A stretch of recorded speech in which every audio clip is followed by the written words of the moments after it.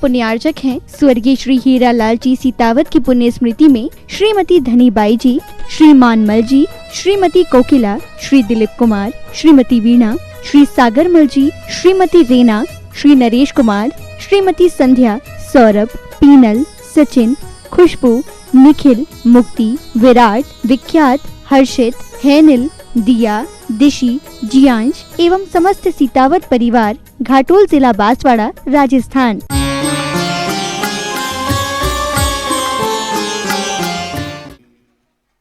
भव्यात्माओं कि भगवान दीक्षा लेते ही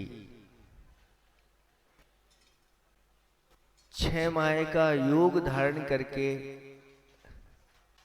खड़े हो गए और उनके साथ साथ 4000 राजाओं ने भी दीक्षा धारण कर ली। जैसे जैसे समय बीतता गया, जो 4000 राजाओं ने दीक्षित हुए थे वह सही सही मोक्ष मार्ग नहीं जानने के कारण से वह अपने पद से च्युत हो गए। और जब 6 माह पूर्ण हुए, भगवान ने अपनी योग मुद्रा को छोड़ा और विचार किया कि देखो ये सब मोक्ष मार्ग की विधि नहीं जानते थे, इसके कारण से आहारचर्या किस प्रकार से करना चाहिए उसके अभाव में यह मार्ग से च्युत हो गए हैं। अब मुझे उस मार्ग को पुनः उत्थापन करना है, वह मोक्ष मार्ग मुनियों के लिए सुचारू हो जाए। आहार की विधि बताना आवश्यक है, या आहार मुद्रा लेकर के वह नगर की ओर, ग्राम की ओर, अनेक देशों की ओर उन्होंने परिभ्रमण किया। लेकिन कोई भी उस समय आहार दान की विधि नहीं जानता था और भगवान जहां जाते थे लोग ये समझते थे कि इनको कोई वस्तु की आवश्यकता है, तो वह कहते थे लो हाथी ले लो, घोड़े ले लो, रत्न ले लो। अनेक कन्याओं को लेकर के आ जाते थे कि भगवान के लिए इनकी आवश्यकता है, कन्याएं ले लो। कई लोग अच्छा सुगंधित जल लेकर के आ जाते थे, भगवान स्नान करो और ये भोजन रखा हुआ है आपके लिए सुस्वादु, इसका आप उपभोग करिए। लेकिन भगवान किसी से कुछ बोलते नहीं और आगे बढ़ते चले जाते हैं। ऐसे करते करते बहुत समय बीत जाता है। 6 महीने का तो योग धारण किया था और लगभग 7 महीने तक और कुछ दिन वह इस प्रकार से परिभ्रमण करते रहे। किसके अभाव में? ते उनका स्वयं का लाभांतरय कर्म का उदय चल रहा था और श्रावकों का दानांतरय कर्म का उदय चल रहा था। इसके कारण से वह लाभ नहीं मिल पा रहा था। इसलिए आचार्य भगवंतों ने कहा इस दान की विधि को अच्छी तरह से समझ लेना चाहिए, सीख लेना चाहिए, जिसके माध्यम से श्रमण और श्रावक दोनों का यह रत्नात्रय मार्ग सफल होता चला जाता है। तो दान की विधि के बारे में कहा गया है कि नौ पुण्य ही प्रतिपत्ति ही।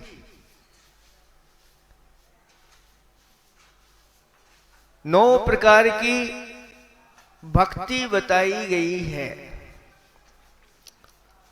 उस नवधा भक्ति के साथ जो आहार दान देता है वही सही उत्तम आदि पात्रों की विधि है। आप लोग पूछते हैं महाराज आपकी कौन सी विधि थी? तो महाराज कहते हैं हमारी नवदा भक्ति विधि थी। अगर नवदा भक्ति में एक भी भक्ति कम हुई तो वह चौके से लौट करके आ जाते हैं। तो जिस श्रावक ने शुद्धि पूर्वक अपने लिए भोजन तैयार किया है, साथ साथ में उसने ये भी भावना भाई है कि कोई अतिथि आ जाए तो उनको भी आहार दान देकर के मैं अपने जीवन को धन्य करूं, तो वह शुद्ध भोजन मर्यादा का तैयार करता है। शुद्ध स्नान वस्त्र आदि पहन करके, और जब वह अपने द्वार पर खड़ा होता है मंगल वस्तुएं लेकर के, तो सबसे पहले नवदा भक्ति में पड़गाहन आता है। पड़गाहन के लिए श्रावक अपने द्वार पर खड़े हो जाते हैं और अतिथि का इंतजार करते हैं। अब महाराज कब द्वार पर खड़े होना? तो जब आहार की बेला होती है उसी समय अपन को खड़े होना। ये आहार की बेला आज वर्तमान में आप सबको ज्ञात रहती है कि मुनिराज किस समय निकलते हैं। कोई 10 से 11 के बीच का समय रहता है, लेकिन हमारे आचार्य भगवंतों ने कहा कि जैसे ही सूर्य निकलता है और सूर्य निकलने के 3 घड़ी बाद मुनिराज कभी भी आहार के लिए निकल सकते हैं। बीच की मध्य की 2 घड़ी छोड़ देते हैं और शाम को 3 घड़ी पहले वह आहार चर्या के लिए कभी भी आपके घर आ सकते हैं। ये श्रावक के ऊपर ही विवेक रहता है, वह जानकारी रखता है कि किस प्रकार से मुनिराजों की चर्या होती है। पड़गाहन के लिए मंगल द्रव्य लेकर के खड़ा हो जाता है, और पड़गाहन में जब मुनिराज सामने आते हैं तो वह बार बार हे स्वामिन नमोस्तु नमोस्तु सिर झुका करके हाथ जोड़ करके वह नमस्कार करता, बड़ी विनय के साथ। कई लोग विनय नहीं रखते, हाथ में कुछ सामग्री लेगी और सीधे खड़े रहते हैं, नमोस्तु नमोस्तु नमोस्तु, अच्छे से नमोस्तु भी नहीं बोलते। और कुछ लोग विनय का अतिरेक कर देते हैं और क्या कहते हैं, नमोस्तु नमोस्तु, हाथ भी ऊपर चले जाते हैं और सिर भी। ऐसा नहीं, ये तो भक्ति का अतिरेक हो गया। ये विनय नहीं, विनय में झुकना होता है, अपने सीने को और सिर को ताना नहीं जाता। और जो जितने विनय के साथ झुकता है उस विनय का फल ये होता है कि अतिथि लाभ उसको शीघ्र मिल जाता है। तो जैसे ही आते हैं अतिथि तो अत्र अत्र अत्र तिष्ठ तिष्ठ, अत्र माने यहाँ यहाँ, तिष्ठ तिष्ठ यानी ठहरिए ठहरिए ठहरिए। इस प्रकार से वह श्रावक बोलता है और ये पड़गाहन की विधि है। और जैसे ही वह अतिथि आ जाते हैं तो उनकी 3 परिक्रमा लगाता है। 3 परिक्रमा क्यों लगाते हैं? तो ये रत्नात्रय के धारी हैं, और जो रत्नात्रय के धारी की 3 परिक्रमा लगाता है एक दिन उसको भी रत्नात्रय की प्राप्ति हो जाती है।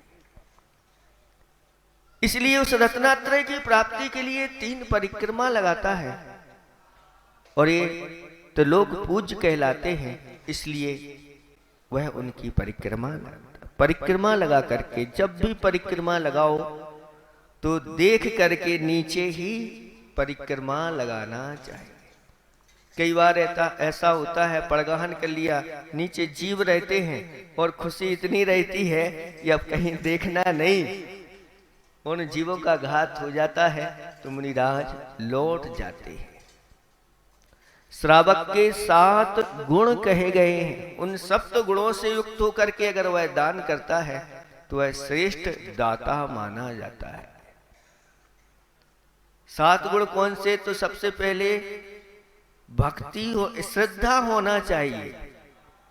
बिना श्रद्धा के सही फल नहीं मिलता। श्रद्धा वो कहलाती है जो जानता है कि सच्चे देव शास्त्र गुरु का स्वरूप क्या होता है, क्या स्वर्ग है, क्या नरक है, क्या पुण्य है, क्या पाप है, क्या धर्म है, क्या अधर्म है, इन सब को वह जानने वाला, जान करके श्रद्धा करने वाला, ऐसा वह श्रद्धालु होता है। दूसरे नंबर पर श्रद्धा के साथ साथ शक्ति बताई कि अपनी शक्ति को छिपाए नहीं, शक्ति के अनुसार वह दान करे। और भक्ति एक गुण कहा गया है, ये भक्ति के साथ वह दान करे। फिर इसके बाद विवेक भी बताया गया है कि विवेक के साथ वह दान करे। विवेक का अर्थ होता है कि किस प्रकार से पड़गाहन आदि की विधि होती है, किस प्रकार नीचे देख करके वह चलता है, कौन सा समय है, ये विवेक कहलाता है। यथा विधि तो आपको बताई है, नवदा भक्ति ये विधि होती है।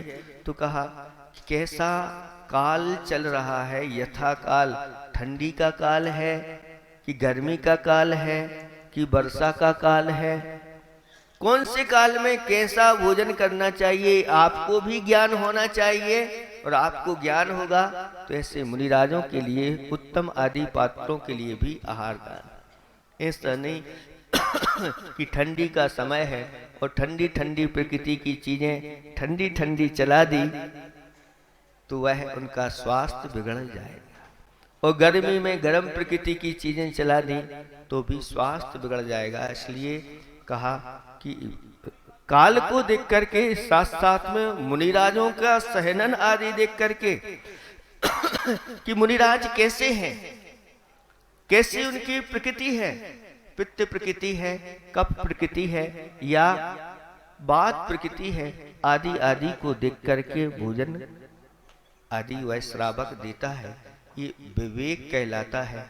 किस समय कौन सी वस्तु देना, मध्य में क्या देना, शुरुआत में क्या देना, अंत में क्या देना, ये सब उसका विवेक कहलाता है। विवेक गुण से युक्त होता है। अलुब्धता यानी उसके पास लोभपन नहीं रहता, उदारता रहती है। ऐसे उदार गुणों को धारण करने वाला श्रावक उत्तम श्रावक कहलाता है। और साथ साथ में क्षमा गुण, क्योंकि चौके में अनेक प्रकार के लोग उपस्थित रहते हैं, उस समय कोई मान लो किसी के द्वारा त्रुटियां हो जाती हैं तो वह क्षमा धारण करता है। और साथ साथ में संतोष को धारण करने वाला वह होता है। दान के बदले में आचार्य भगवंतों ने कहा कोई चाह नहीं रखना चाहिए कि मुझे महाराज के द्वारा अच्छी तरह से खूब आशीर्वाद मिलेगा, मंत्र तंत्र महाराज हमारे लिए दे देंगे, या मुझे स्वर्ग आदि की प्राप्ति हो, इसके लिए नहीं। तो फिर दान करते समय क्या विचार करना चाहिए? तो कहा कि उस समय यही भावना कहना चाहिए कि जैसे ये रत्नात्रय के धारी श्रमण हैं, ऐसे ही मुझे भी रत्नात्रय की प्राप्ति हो और एक दिन मुझे भी मुक्ति की प्राप्ति हो। मैं भी अपने पानी पात्र में आहार ग्रहण करूं और कर्मों का क्षय करके एक दिन मुक्ति प्राप्त करूं, ऐसा श्रेष्ठ फल इस दान का बताया गया है। इस प्रकार की उत्कृष्ट भावना रखना चाहिए।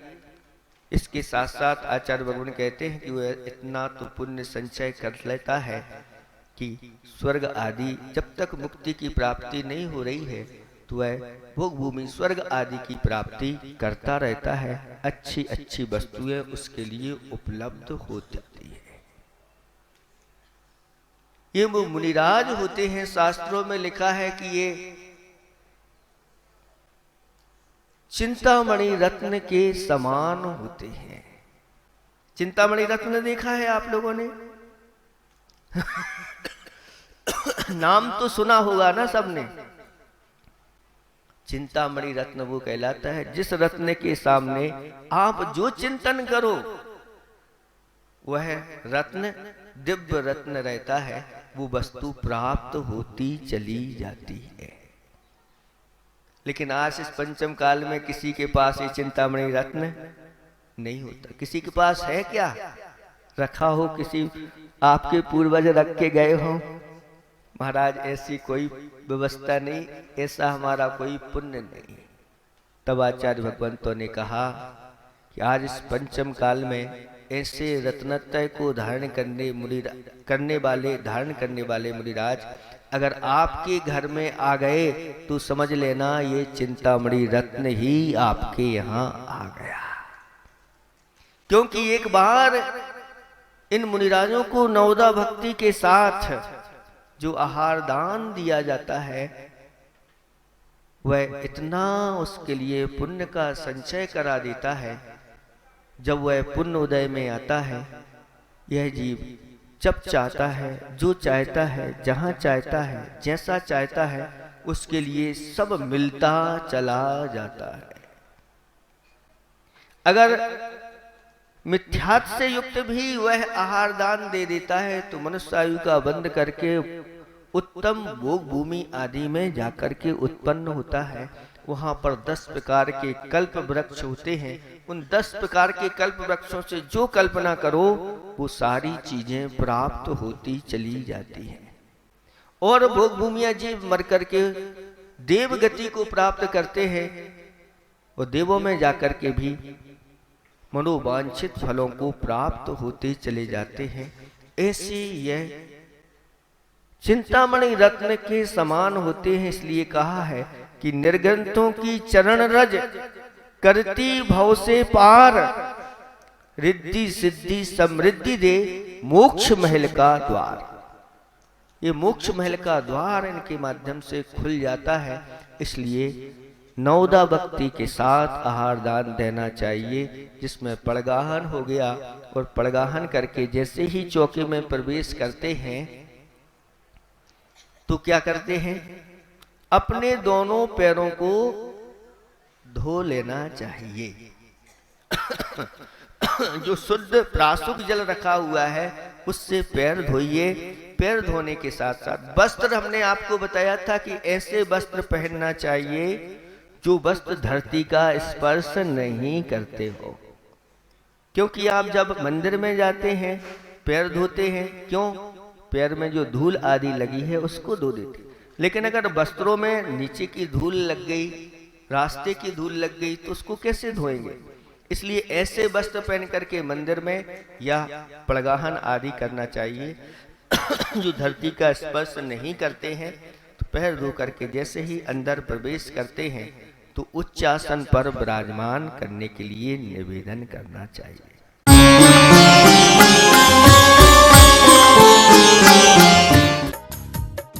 इस कार्यक्रम के पुण्यार्चक थे स्वर्गीय श्री हीरालाल जी सीतावत की पुण्य स्मृति में श्रीमती धनीबाई जी, श्री मानमल जी, श्रीमती कोकिला, श्री दिलीप कुमार, श्रीमती वीणा, श्री सागरमल जी, श्रीमती रेना, श्री नरेश कुमार, श्रीमती संध्या, सौरभ, पीनल, सचिन, खुशबू, निखिल, मुक्ति, विराट, विख्यात, हर्षित, हैनिल, दिया, दिशी, जियांश एवं समस्त सीतावत परिवार, घाटोल जिला बांसवाड़ा, राजस्थान।